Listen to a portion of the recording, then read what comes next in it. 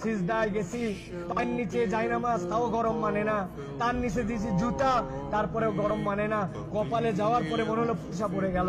উঠার পরে সবাই তো তাড়াহুড়া করতেছে, আর উনি বলতেছে, আরে আমার পায়ের নিচে জায়নামাজ, আমার পায়ের নিচে জুতা, তারপরে আমার পায়ে গরম লাগে, আর আমার নবীর সাহাবীদেরকে কালেমা গ্রহণ করার জন্য এই পাথরের মধ্যে চিট করে শুয়ে রেখে বুকের উপরে পাথর জমাই দিয়েছি।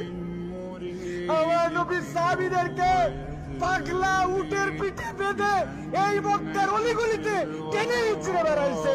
এই জায়গাতে তাদের বুকের উপরে পাথর চাপায় আগুনের মধ্যে দিয়ে দিছে। তাদের রক্তের বিনিময়ে ইসলাম পাইছি। আজকে আমি 2 রাকাত নামাজে পায়ের গোড়ালি গরম হয়ে যাচ্ছে জন্য কষ্ট হয়, এসিটা একটু কম ঠান্ডা মারে জন্য কষ্ট হয়, আমার মাথার উপরে যদি একটুখানি সুন্দর ছাতা না থাকে কষ্ট হয়। আমার নবী, আমার সাহাবীরা কি কষ্ট করছে, এটা ফিলিংস এর সফর, হজের সফর, অনুভূতির সফর।